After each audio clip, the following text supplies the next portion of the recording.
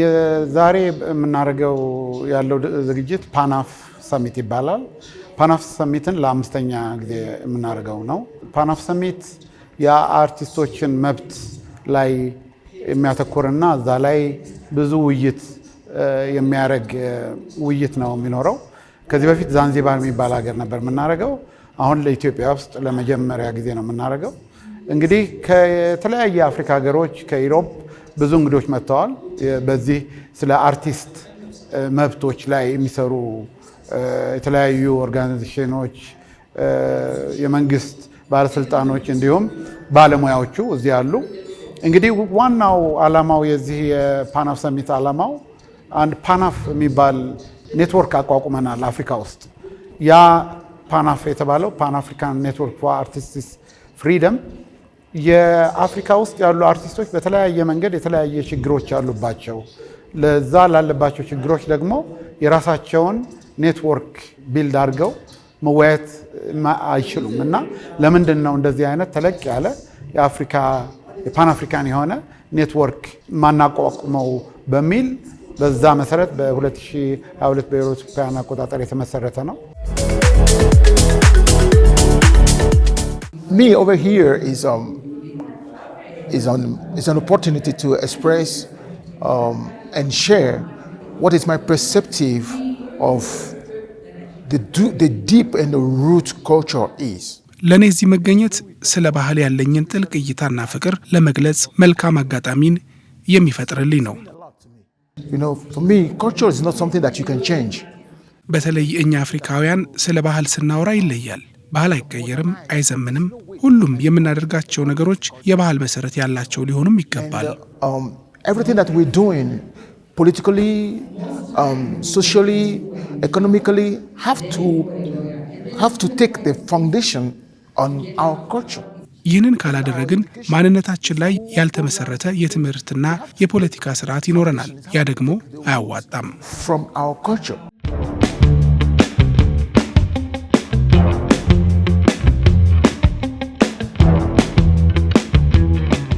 እንግዲህ እንደሚታወቀው የአፍሪካ ባለሙያዎች ብዙ ጊዜ ለአንዳንድ ነገር ችግር ሲኖር ይጠራሉ። ያን ችግር እንዲያወሩ ማውራት አለባቸው በሚባል ግን የራሳቸውን ኢኮኖሚክ በተመለከተ ግን ብዙ አቴንሽን አይሰጣቸውም እና የኢኮኖሚ በጣም ብዙ ችግር አለባቸው የሚል አንድ ትልቅ ውይይት እያደረግን ነው። ሌላው ደግሞ አርቲስቶች ወይም በዚህ ባህል ሴክተር ውስጥ ያሉ ሰዎች አንዳንድ ነገር ለመፍጠር ፍሪ መሆን አለባቸው። ኮንትሮልም ኦፍኮርስ ህግና ደንብ የሀገር መጠበቅ አለበት። ግን ያላቸውን ታለንት ፍሪ ሆነው ማውጣት እስካልቻሉ ድረስ የባህል ሴክተሩም ዲቨሎፕም አይሆንም እና ማንም አገርም አይጠቀም፣ ባለሙያዎችም አይጠቀሙም። ግን እና የዚህ አርቲስቶች ፍሪ መሆን አለባቸው፣ ለሚሰሩት ስራ ፍሪ መሆን አለባቸው የሚል ውይይቶች አሉ። ብዙ አገሮች ደግሞ የተለያየ ልምድ እያካፈሉ ነው። Be an artist is equal to a free man, a free human being, a free human being. የኪነ ጥበብ ባለሙያ መሆን ለኔ ለነጻ ሰውነት እንደመመረጥ ነው። እኔ ነጻ ሰው ነኝ፣ ምንም የማልፈራ፣ ያየሁትን ሁሉ የምናገር። የኪነ ጥበብ ባለሙያ መሆን ድምጽ ለሌላቸው ድምጽ እንደመሆን ማለት ነው። To claim justice, to speak for those that don't have voice. African people, I'm an artist, I'm a musician, I play the drum, what they call bata. Bata is from Nigeria, you know. ድምፃዊ ነኝ። ባታ የሚባል የናይጄሪያ ከበሮም እጫወታለሁ። ከናይጄሪያ ውጪ ኩባና ብራዚል ይህንን ባለ ሁለት አቅጣጫ ድምጽ ከበሮ ይጠቀሙታል። በተጨማሪም የድምጽ ባለሙያ ነኝ፣ ፕሮዲውሰርም ነኝ። ለ7 ዓመታትም በሀገሬ ባህል ሙዚቃና ዳንስ ዙሪያ ጥናት አድርጌያለሁ። My culture on the music and dance field. And then across to Benin, they have more like 156 rhythm. በቤኒን 156 የሙዚቃ ስልተምቶች አሉ። እያንዳንዱ ስልተምት 5 ከበሮችን ይጠቀማል። So can you imagine how much? የአፍሪካን ባለሙያዎች ችግር ከአፍሪካ ውጭ ያሉ ሰዎች ናቸው ብዙ ጊዜ የሚናገሩትና የሚጽፉት ሪሰርች የሚያደርጉት። ግን የዚህ አሁን እኛ በሰላም በኩል አድርገን ያዋቀርነው የዚህ ኔትወርክ ዋና ዓላማ ያ ችግሮቹን የአፍሪካን ባለሙያዎች የአፍሪካን አርቲስቶች ችግር የአፍሪካኖች ማውራት ካልቻሉ ከሌላ ብቻ የሚመጣውን ወይም እዚህ የማይኖረው ሰው የሚገልጸውን ነው የሚደመጠውና እኛም ሰላም ስዊድንም ኢትዮጵያም ኬንያም የተለያዩ ስራዎች እየሰራን ስለሆነ ያንን በዛ መንፈስ ነው ጥያቄውን ወደ አፍሪካ አምጥተን የኛው ባለሙያዎች የራሳቸውን ችግር እንዲወያዩ ማድረግ አለብን በሚል የተጀመረ ነው። እንደዚህ አይነት ፓን ሰሚት ደግሞ የሚያስፈልገው የተለያየውን ልምድ ለመውሰድ ኬንያ ውስጥ ምንድነው የሚደረገው፣ ዛምቢያ ምን አለ፣ ሳውዝ አፍሪካ ውስጥ ምን አለ፣ አልጄሪያ ምን አለ የሚለውን አብረን የተገናኘን ችግራችን ምንድነው ሶሉሽኑ ምንድነው የሚለውን ለመነጋገር ነው። Nowadays the colonialism is doing everything financially. አዲሱ ቀኝ አገዛዝ ድምጻችን በአንድ ማይክ ብቻ ጮክ ብሎ መሰማት እንዳይችል የሚገድብ የሚዲያን ፕሮፓጋንዳ ጭምር የሚጠቀም ነው። ይህንን በጋራ ቁጭ ብለን ከህግና ከሌሎች ነገሮች አንጻር ተነጋግረን የምንፈታው ነው። How there with one mic. Well, let me say first that Sweden has been a long-standing supporter of the ስዊድን በአፍሪካ የባህል ጉዳዮችን በመደገፍ ቀዳሚ ሀገር ናት። በልማት ትብብር ድጋፍ አድርገናል ለረጅም ጊዜ። እንዲሁም ፓናፍ ሰሚትን በኩራት የምንደግፈው እኛ ነን። PANAF, the Pan-African Network for Artistic Freedom since 2022. ይህን ድጋፍ የጀመርነው በእርግጥ በ2022 ጀምሮ ነው። ይህን ድጋፍ እስከ 2027 ድረስም የምንቀጥል ይሆናል። The advocacy initiative Connect for Culture, which is an initiative basically involved in supporting more support for cultural sector. ባህልን የሚያስተሳስሩ ሀሳቦችን እንደግፋለን። የሰብአዊ መብት ጠበቃዎችን እንደግፋለን። ይህም የኪነ ጥበብ ነጻነትን ይደግፋል ብለን ስለምናስብ ነው ድጋፉን የምናደርገው። Part of human rights. So this is something that I hope Sweden will continue to support in the years ahead.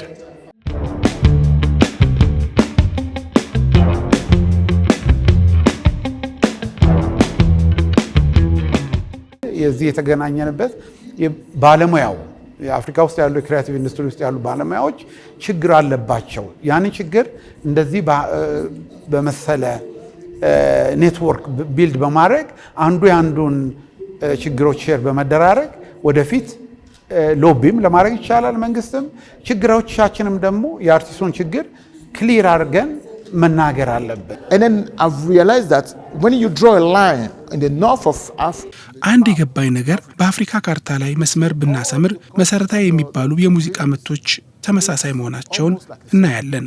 but the drums might be a little bit different, but the way it sound, the way it flow is almost the same.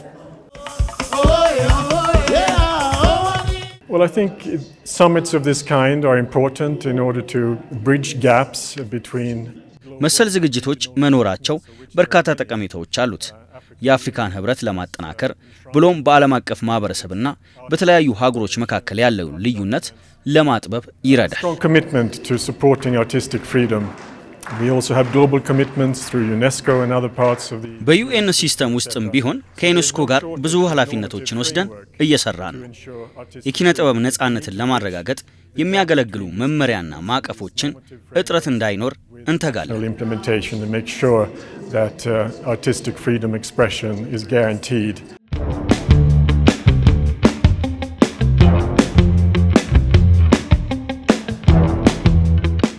እንግዲህ ሰላም ተለቅ ያለ የመጣ ድርጅት ነው። ሰላም ግሎባል የሚባል አንድ ድርጅት አለ። ዋናው መስሪያ ቤቱ ስዊድን ነው። እኔ ነኝ የመሰረትኩት። አሁን የተለያየ ፕሮጀክቶችና አክቲቪቲዎች ይሰራልን። ከዛ ውስጥ አንደኛው እዚህ ሰላም ኢትዮጵያ ብለን ሰላም ኢትዮጵያ ውስጥ የምንሰራቸው ስራዎች ለባህሉ ሴክተር ለብዙ ዓመት ከ20 ዓመት በላይ የሙያ ማሻሻያ በመስጠት ከመንግስቶች ፖሊሲዎች ጋር እንዴት እንደሚሻሻሉ ከመርዳት እንዲሁም ፌስቲቫሎች በማዘጋጀት ብዙ ሰርተናል። ኢቨን የራሳችንም ስቱዲዮዎች አሉን። ከዛ ውጭ ደግሞ ሙዚቃዊ የተባለ ከዚህ ከ4-5 ዓመት በፊት አዲስ የሆነ የሪኮርድ ካምፓኒና ፐብሊሽንግ ካምፓኒ እንትን ብለን በድሮ ጊዜ መብታቸው ሳይጠበቅ ስማቸው ሳይጠቀስ በካሴት በመስራት በጣም ድንቅ የሆነ ሙዚቃ የሰሩትን ሰዎች ወደ ህጋዊነት በመለወጥ የነሱን በሸክላ በማለት ለዓለም ላይ ያንን በማባዛትና እንዲታወቁ በማድረግ አንዳንድ ስራዎች እየሰራን ነው። አንድ 4 የተለያዩ ሸክላዎች እስካሁን ሰርተናል። የዳዊት ይፍሩ፣ የጆርጋ መስፈን፣ የአይቤክስ ባንድ፣ አሁን ደግሞ ዛሬ የጥላይ ገብሬ የድሮ ስራዎቹን ዛሬ ይለቀቃል። በብዙ ሀገሮች ከዩሮፕ፣ አሜሪካ፣ ኤሽያ ውስጥ ብዙ በአንዲት እንደገና በአዲስ መንገድ ያንን የድሮ በጣም ውድ የሆነው ሙዚቃችን ተረስቶ የነበረውና ማንም ሪኮግናይዝ ያደረገውን ጉዳይ ወደ በህጋዊ መንገድ እንዲታይ ከፈጣሪው ጀምሮ ፕሮዲውሰሮቹ፣ ዘፈን አውጪዎቹ፣ ሙዚቃ አቀናባሪዎቹ ሪኮግናይዝድ ሆነው የሚሰራበት መንገድ እሱን እያመቻቸንና እየሞከርን ያለ ነው። ሌላው ጃዝ ፌስቲቫል ዛሬ የሚጀምረው ጃዝ ፌስቲቫላችን ስዊድን ኤምባሲ ውስጥ የምናደርገው እሱ ደግሞ የኢትዮጵያን ጃዝ ዓለም አቀፋዊ ለማድረግና ኢቨን ከተማችን ላይ እንደ ማንኛውም የአፍሪካ ሀገር ወይም የአውሮፓ ሀገር አንድ የከተማው ጃዝ ፌስቲቫል አለ በሚል ይኸው ለ5ኛ ጊዜ እናደርጋለን። ዛሬ ነገና እሁድ ትልልቅ አርቲስቶች ሌጀንድ የተባሉት የድሮዎችም አዳዲስ አርቲስቶችንም አንድ ላይ የሚኖርበት ትልቅ ዝግጅት አለ ማለት ነው።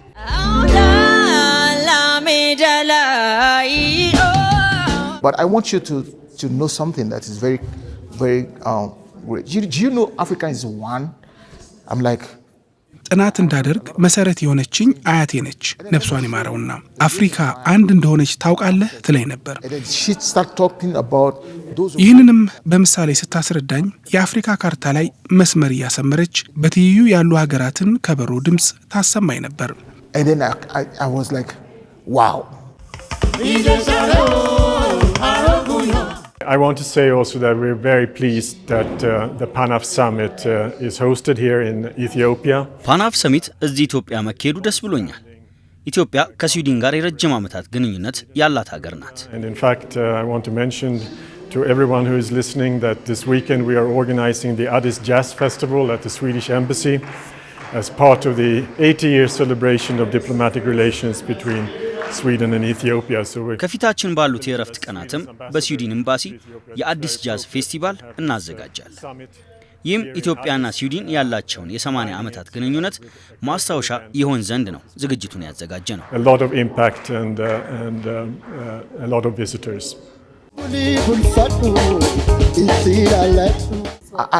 Addis is getting a lot of, beautiful touch. Because when I came, I saw a lot of አዲስ አበባ ስመጣ 4ኛ ጊዜ ነው። እዚህ ብዙ ሙዚቀኞችን ተዋውቄያለሁ። buildings. It wasn't like that 5 years ago. It wasn't like that. Addis was a little bit dark 5 or 6 years ago. But yesterday አዲስ አበባ በጣም አምሮባታል። ከ5 ዓመት በፊት ጨለማ ነበረች። ትላንት ስገባ ከአየር ማረፊያው ጀምሮ ከተማው ላይ ብዙ እድገት አይቼ ተገርሜያለሁ። ለሌሎች የአፍሪካ ሀገራትም የአዲስ አበባ እጣ ፈንታ እንዲደርሳቸው እመኝላቸዋለሁ። ከዛሬ 5 ዓመት በኋላ አዲስ አበባ በአፍሪካ ውቧ ከተማ ትሆናለች። If this dynamic continue for more 5 years, Addis is going to be the best place to be in Africa. As a foundation in everything that we're doing, it's very important. Nobody will come from anywhere to build Africa. አፍሪካን ለመገንባት ማንም አይመጣም። እኛው ዛሬውኑ ባህላችንን ጠብቀን እድገታችንን ማፋጠን አለብን። We're going to be a slave all the time. And that doesn't make sense. That's not what I want. See? A free man, right? That's what we have to be.